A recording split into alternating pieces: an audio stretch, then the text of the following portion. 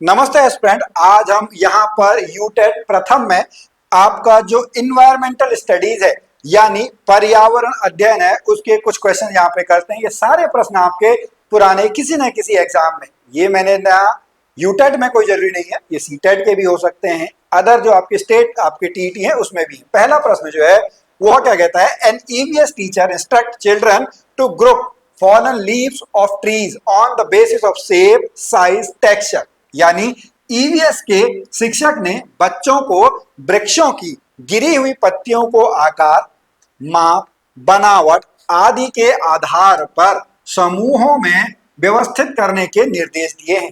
यहाँ पर शिक्षक का क्या उद्देश्य है? पत्तियों के विषय में उनकी समझ में वृद्धि? बिल्कुल नहीं है। अवलोकन और वर्गीकरण, हाँ ये हो सकता है, बट और ऑप्शन भी हम यहाँ पर देख सकते हैं। नॉलेज अबाउट लीव्स, पत्तियों के ज्ञान में वृद्धि? बिल्कुल नहीं है। उससे अध्यापन में आमोद प्रमोद? नहीं। फन एलिमेंट के लिए भी नहीं है।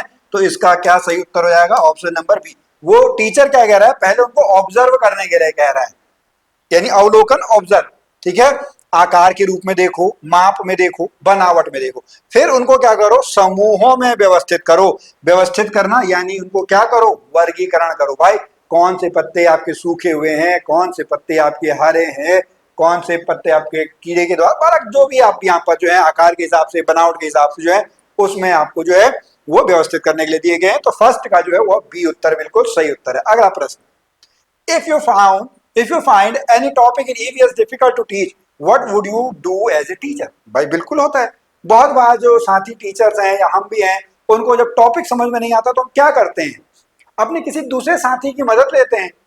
हम बच्चों को दोबारा पढ़ने के लिए नहीं कहते हैं, हम विद्यार्थियों से प्रश्न नहीं करेंगे, भाई हम उसको पढ़ेंगे और पढ़ाएंगे, ये भी कभी कभार करते हैं। बट उससे बढ़िया ऑप्शन क्या है कि हम जो है वह समूह शिक्षण पर ध्यान देंगे। हमारी जो टीम बनी हुई है, हमारे जो साथी टीचर हैं, उन साथी टीचरों से जो है हम मदद लेंगे और शिक्षण, समूह शिक्षण रणनीति का उपयोग करेंगे। ऑप्शन नंबर क्या हो जाएगा, सेकंड का जो है वह डी आंसर बिल्कुल सही आंसर हो जाएगा। थर्ड पे चलते हैं जी।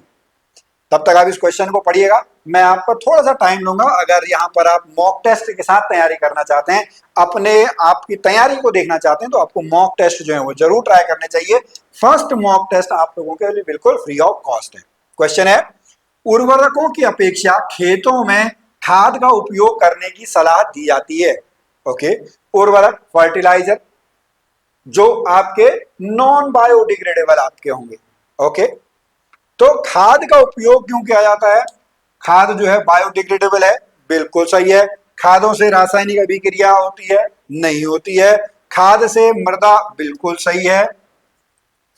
अच्छा ये सही है, खाद से एक प्रबल रासायनिक अभिक्रिया नहीं होती है, हाँ बिल्कुल नहीं होती है, ठीक है। ये ए भी सही है, बी भी सही है और सी भी सही है। खाद की बड़ी मात्रा में आवश्यकता होती है? नहीं, कोई जरूरी नहीं है खाद की बड़ी मात्रा में आवश्यकता होती है। तो इसका जो हो जाएगा वो हो जाएगा ऑप्शन नंबर बी। क्या हो जाएगा? थर्ड क्वेश्चन का जो है, थर्ड क्वेश्चन का ऑप्शन नंबर बी जो है वह बिल्कुल सही यहां पर हो जाएगा। अगला प्रश्न, क्वेश्चन नंबर 4, भारत के राज्यों के समूह में तेल क्षेत्र हैं। ओके, देखिए आपका तेल क्षेत्र पहले में ही है मेरे ख्याल से, आपका असम में डिगबोई है, गुजरात आपको पता है रिलायंस, महाराष्ट्र, आंध्र प्रदेश। तो इसका जो है ऑप्शन नंबर ए जो है, ए बिल्कुल सही उत्तर जो है यहाँ पर हो जाएगा। यहाँ पर हम उत्तर प्रदेश को आपका काट सकते हैं, यहाँ पर तमिलनाडु वाला हिस्सा जो है वो काट सकते हैं। तो क्वेश्चन नंबर 4 का जो है वो आपका क्या है, वो ए आंसर बिल्कुल सही आंसर है। चलिए क्वेश्चन नंबर 5 हम यहाँ पर देखते हैं। क्वेश्चन नंबर 5 क्या कहता है, मानव जब अल्ट्रावायलेट किरणों से अत्यधिक प्रभावित हो जाता है, आप सभी को पता है ओजोन लेयर जो है वो हमको अल्ट्रावायलेट किरणों से बचाती है। इससे क्या होते हैं, इससे हमारे त्वचा संबंधी रोग होते हैं। बट यहाँ पे ऑप्शन देखिए, आपको और भी सारी चीजें देखनी है। प्रतिरक्षा तंत्र की क्षति होती है, बिल्कुल। फेफड़े डैमेज नहीं होते क्योंकि फेफड़े तो इंटरनल हो गए। त्वचा का कैंसर, बिल्कुल।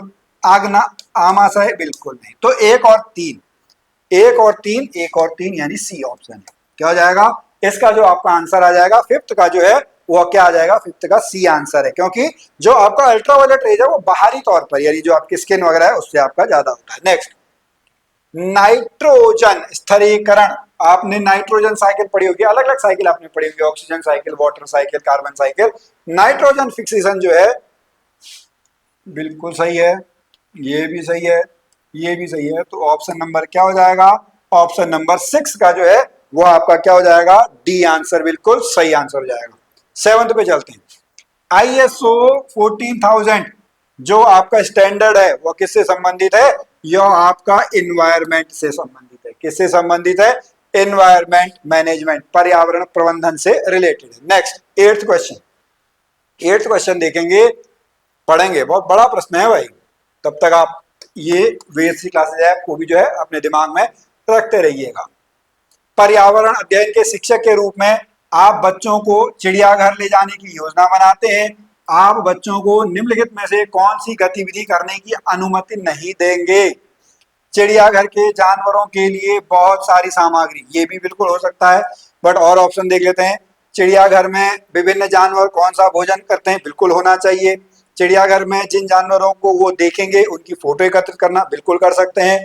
चिड़ियाघर में उन्होंने जो देखा उसका चित्र बनाने के लिए ड्राइंग की कॉपी को साथ ले जाना, बिल्कुल। तो यहाँ पर हमको जो है वह ए जो है वो नहीं करना चाहिए। जानवरों के लिए हमको बहुत सारी खाने की सामग्री नहीं ले जानी चाहिए। इससे जानवरों का जो व्यवहार है वह आपका बदल जाता है। एक बहुत बड़ी रिसर्च है, उसको कभी हम बाद में डिस्कस करेंगे। एट्थ का ए।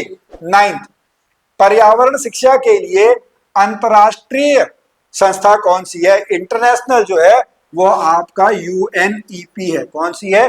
यूएनईपी यानी यूनाइटेड नेशन एनवायरमेंटल प्रोग्राम। इसकी जो स्थापना है 5 जून सन 1972 को हुई थी। आप सभी को पता है पर्यावरण दिवस भी हम जो है वो 5 जून को ही मनाते हैं। 10th question, Kaziranga national park. Kaziranga national park किसके लिए फेमस है? एक सींग वाले गैंडे के लिए, राइनोसोरस। ओके, एक सींग वाले गैंडे के लिए है। यह कहां पर है? यह असम में है। Okay, next question number 11। Sandal यानी चंदन की लकड़ी, भैया पुष्पा वाली मूवी देखी होगी। चंदन वन किस प्रकार के वनों के उदाहरण है? डेल्टाई वन नहीं, कांटेदार वन नहीं, सदाबहार वन नहीं। तो बचा क्या हमारे पास? ऑप्शन नंबर डी जो है 11 का यहाँ पर डी आंसर बिल्कुल सही आंसर है। 12th पे चलते हैं। भारत सरकार ने जल प्रदूषण, पहला यही क्या था, जल प्रदूषण निवारण नियंत्रण अधिनियम कब आपका पारित किया है? तो यह पारित किया गया है सन 1974 में, 1974। B is the right answer. Next 13 प्रश्न पे चलते हैं।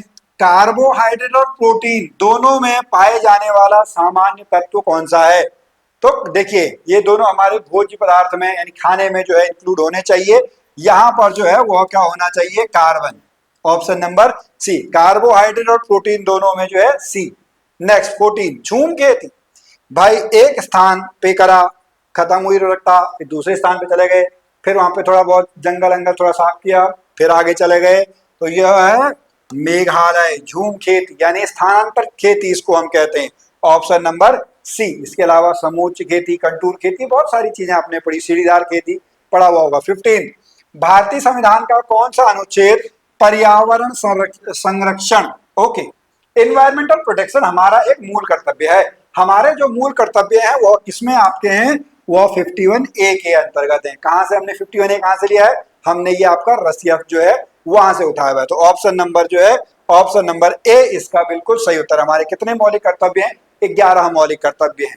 अगला प्रश्न 16, पृथ्वी के फेफड़े लंग्स ऑफ अर्थ अमेजन के जंगलों को कहा जाता है। किसको कहा जाता है? अमेजन के जंगलों को। Option number D. नेक्स्ट 17, भाई यहां पर मिलाना है आपको। क्वेश्चन नंबर 17 आप लोग देखो, पहले तो आपको देखना है ओजोन दिवस, जो आपको आता है उसको मिला लो पहले, ठीक है जी। पर्यावरण दिवस, अब पृथ्वी दिवस और इसमें आप फंसेंगे। तो पहले इसी का ऑप्शन देख लेते हैं, क्या हमारे पास ऐसा कोई ऑप्शन है? बिल्कुल है, ये है। तो बी क्या हो जाएगा? बी इसका सही उत्तर हो जाएगा। ऑप्शन नंबर 17 का बी आंसर बिल्कुल सही उत्तर है। 18, नदी के जल में प्रदूषण स्तर मापा जाता है बीओडी के द्वारा। किसके द्वारा? बीओडी के द्वारा नापा जाता है, ठीक है। चलिए बायोकेमिकल ऑक्सीजन डिमांड, इसका फुल फॉर्म भी कभी कभार आपसे पूछ लेते हैं तो वो आप याद करेंगे। बायोकेमिकल ऑक्सीजन डिमांड यानी ऑक्सीजन की वह मात्रा जो जल में कार्बनिक पदार्थों के जैव रासायनिक अपघटन के लिए आवश्यक होता है। BOD is the right answer. Next 19th, Ganga action plan Rajiv Gandhi ji के टाइम पीरियड पे 1986, ऑप्शन नंबर बी। कब हुआ था? सन 1986, 1986। और लास्ट क्वेश्चन आज का है, पर्यावरण अध्ययन के शिक्षक को क्या करना चाहिए? देखेंगे, आप करिएगा। चलिए, इसका जो उत्तर है वो है ऑप्शन नंबर सी। क्या है? ऑप्शन नंबर सी यहां पर इसका सही उत्तर। तो हमने ईवीएस के जो आपके प्रश्न हैं वो हमने यहाँ पे कर लिए हैं। आपका बहुत बहुत धन्यवाद।